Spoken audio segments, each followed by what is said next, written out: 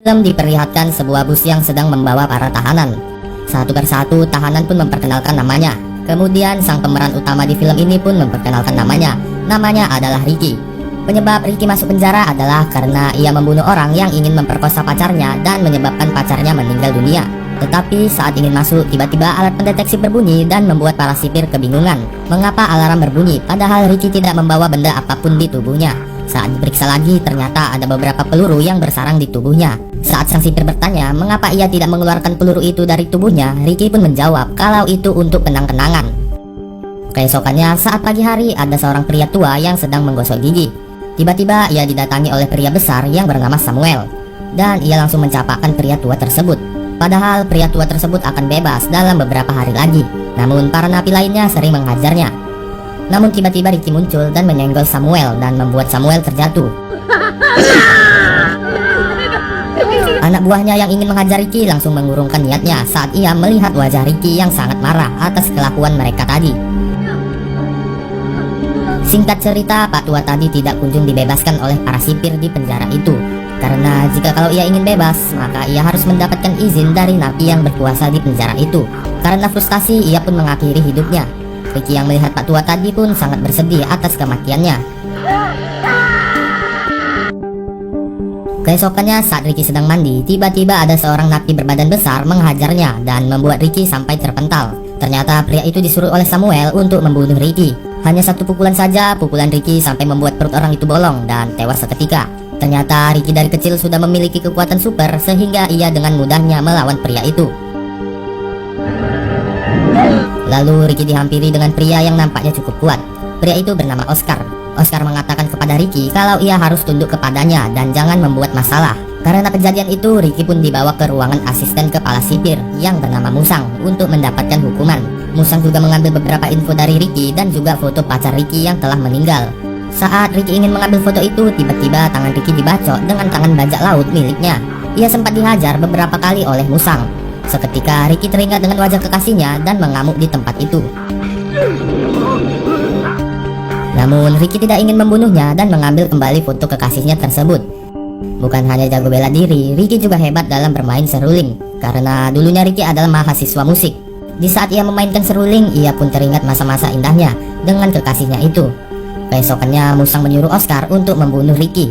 Namun di sisi lain, setelah kematian Samuel, anak buahnya Samuel yang bernama Rocky hampir dibunuh oleh para napi lainnya untuk membalaskan dendam mereka kepada Rocky.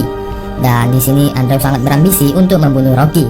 Kemudian Oscar datang dan mengatakan bahwa yang berhak menghukum para napi di sektor utara adalah dirinya.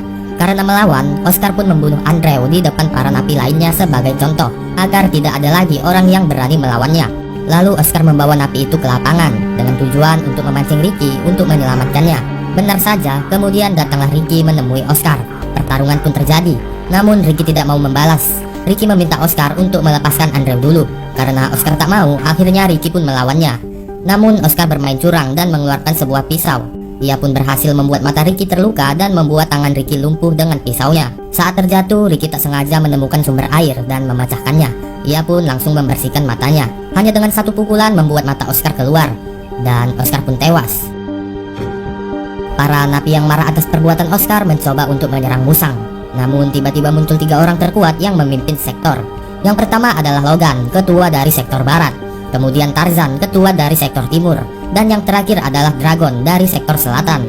Namun Ricky meminta para napi lainnya berhenti dan langsung membawa mayat Andrew dari tempat itu. Setelah kematian Oscar, asistennya yang bernama Shinji kini sendirian. Untuk mengisi kesepiannya, dia mencoba meniru kebiasaan Ricky memainkan musik dengan selembar daun. Ricky yang melihatnya mencoba untuk mengajari Shinji. Namun betapa terkejutnya Ricky saat melihat lidah Shinji yang sudah terpotong. Kemudian Ricky pun memberikan Shinji seruling miliknya agar Shinji tetap bisa memainkan musik. Dan hal itu membuat Shinji sangat senang atas pemberian Ricky. Saking senangnya, Shinji kemudian memberikan sebuah bunga opium kepada Ricky. Bunga itu sejenis tanaman terlarang seperti ganja. Ricky pun sangat terkejut kalau ada bunga seperti itu di dalam penjara.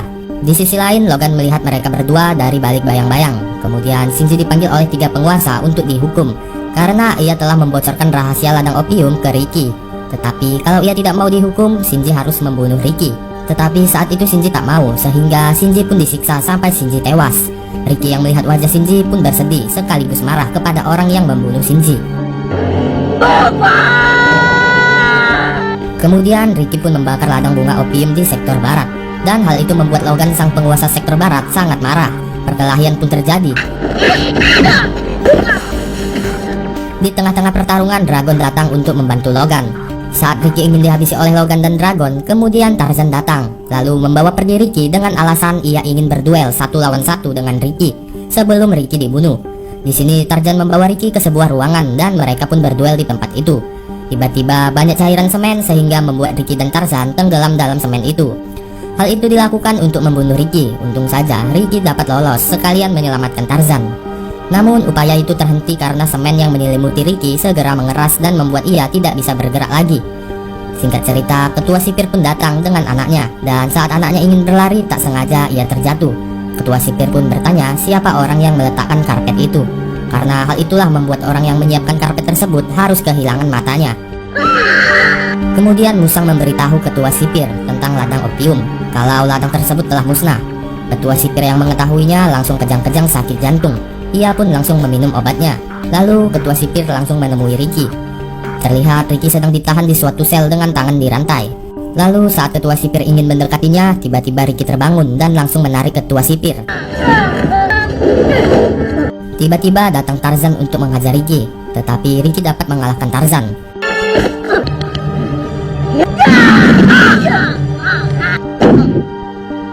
Lalu tiba-tiba jatuh atap yang terbuat dari besi yang sangat berat. Namun ketua sipir menyetrum dengan listrik 100.000 volt. Ricky pun tumbang. Saat besi itu akan jatuh mengenai Ricky, tak diduga-duga Tarzan bangun dan menahannya sehingga Ricky dapat lolos. Mungkin Tarzan ingin membalaskan kebaikan Ricky sebelumnya dan sudah muak mengikuti perintah ketua sipir. Sepintas Ricky ingin menyelamatkan Tarzan, namun itu semua sia-sia. Dan akhirnya Tarzan pun tewas di tempat. Dan Ricky pun sangat marah dan langsung ingin menyerang ketua sipir. Namun sayangnya Ricky terkena setrum sehingga membuat ia tumbang. Saat tersadar, Ricky ternyata sudah berada di sebuah lapangan dan Ricky akan dikubur hidup-hidup. Dan jika Ricky bisa bertahan sampai 7 hari, ketua sipir akan membebaskan Ricky.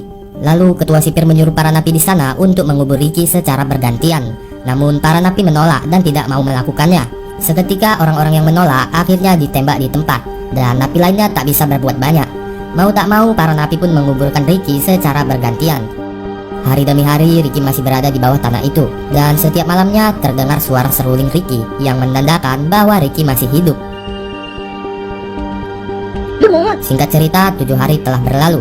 Kini saatnya Ricky keluar, dan benar saja Ricky masih hidup. Tetapi ketua sipir mengingkari janjinya dan Ricky tetap ditahan dan juga disiksa. Setelah banyak hal yang dilaluinya, kini Ricky sangat lemas. Lalu ada satu orang napi yang perhatian kepadanya. Ia datang dan membawakan Ricky makanan. Napi itu bernama Freddy. Namun aksinya diketahui Rocky. Alhasil Freddy pun ditangkap dan dibunuh. Saat Musang dan Rocky ingin mengecek kamar Ricky, ia melihat tidak ada Ricky di dalamnya. Ternyata Ricky ada di atas atap, dan ia pun langsung membunuh Rocky dan menghajar Musang sehingga Ricky dapat bebas. Kemudian terjadilah kerusuhan di sel tahanan untuk melawan kekejaman ketua sipir. Ricky pun membantu mereka dan menghajar para sipir itu. Singkat cerita, Ricky akhirnya bertemu dengan ketua sipir. Tanpa basa-basi, ketua sipir langsung membunuh Musang karena menurutnya ia sudah tidak berguna lagi. Di saat bersamaan datanglah Logan dan Dragon, tetapi mereka berdua kalah oleh Ricky.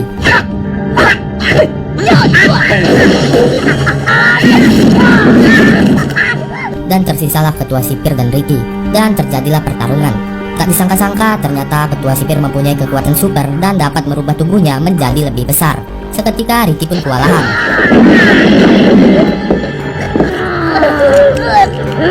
Namun karena kecerdikannya Ricky, akhirnya Ricky pun bisa mengalahkan ketua sipir dan memasukkannya ke dalam penggiling daging, sehingga ketua sipir pun tewas. Setelah itu Ricky pun keluar dan memukul sebuah tembok yang besar dengan tangannya. Seketika tembok itu pun roboh. Dan akhirnya Ricky pun bisa keluar dari penjara itu dan film pun selesai. Nah, seperti itulah cerita film Story of Ricky. Semoga kalian terhibur.